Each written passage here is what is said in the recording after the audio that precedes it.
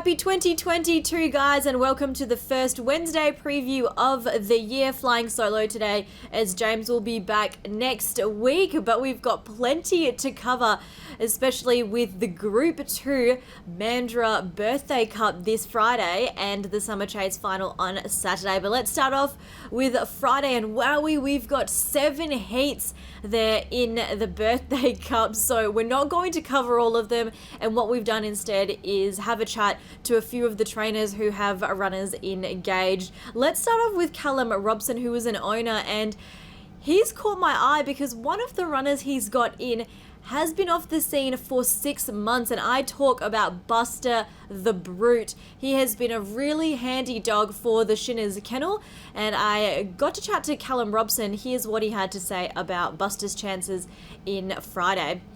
He said that he would need a lot of luck going in. He trialled 1590 on Monday over the 275, so with a bit of luck, he will be thereabouts. Callum's also got Amplified in Heat 3 and Destruction in Heat 6.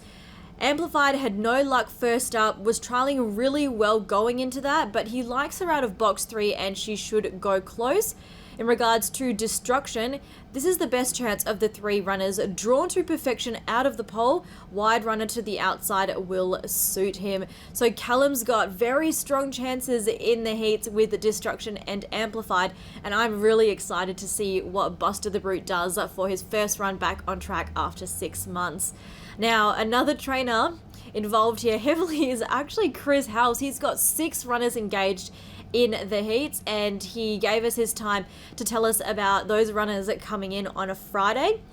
Fernando Starr is a chance if he shows his best box manners. West on Radar has a tricky draw but going well enough to be competitive. West on Fever up in class but a silly chance. West on True is coming back from a break and probably needs a bit of luck. Sir Monty, favourite hard to beat, but at his best he would be very competitive. West on Bray comes up in a hard heat here, would need to be at his best at a box rise. So 6 runners in total for the Hells Kennel, and we wish them the best of luck. And there's just 7 heats, too many to cover, but good luck to Callum, good luck to Chris, and all the other owners and trainers involved in this Friday. We swing our attention to the Summer Chase final at Cannington on Saturday over the 600 meters, and oh my goodness, we cannot go past Mambo Manelli in the heats. I mean, let's take a look at this replay. Let's just start off by saying he pinged out of the boxes, and that set him up really well here from the cherry draw. He charged around the whole way through to come up victorious and set a new track record for David Hobby, 34 and 20.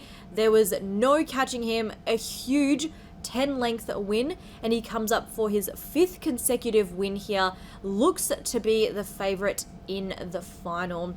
Let's take a look at the final field. Here is the box draw, and Mambo Manelli comes up with box 6, which isn't a concern as he's got that early speed, so I think wherever he's drawn he should do well. All zipped up, the other heat winner gets an inside draw out of box 2 after a win last up from box 1, so the inside draw is also suited. High Sky draws on the opposite end of the boxes. Box 8 here led throughout to take out her heat from an inside draw, but yes, comes up with a wider draw here. I did have a chat to Adam Smithson about High Sky's chances jumping out wide, and this is what he had to say. She's going super at the moment, especially when she gets the race on her terms. Box 8 does her no favours at all and makes it very difficult.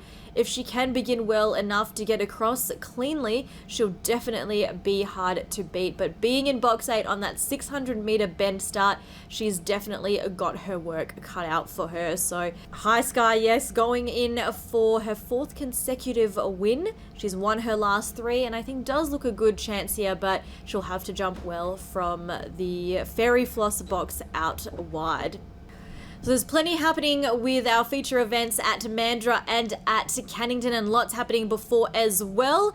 And as always, we like to give you a Panama Pepper update following his journey, and I was lucky enough to come into ownership last year for the first time.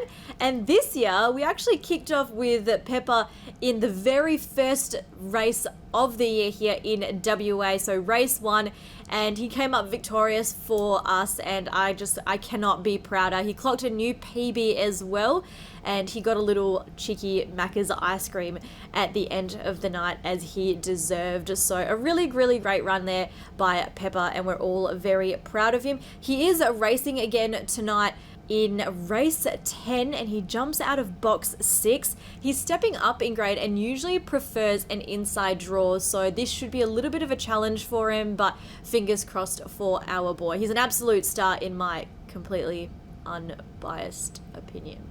Anyway, racing down tonight at Cannington, which is where I am at the moment, and my best bet comes into race 7, number 5, Sandy can browse. So I've gone with a greyhound jumping out of the lemon box, so a bit of a risk here, but I think Sandy is up to the challenge. Has clocked sub 30 seconds in the field, which none of her competitors in this field has done, so good chance there for her. And box 5, not a concern. She has won from here before, and also not a big field, only 6 runners going around, which means she should have a bit of room to zoom. So race 7, number 5, Sandy can browse, is my best bet here at Cannington tonight.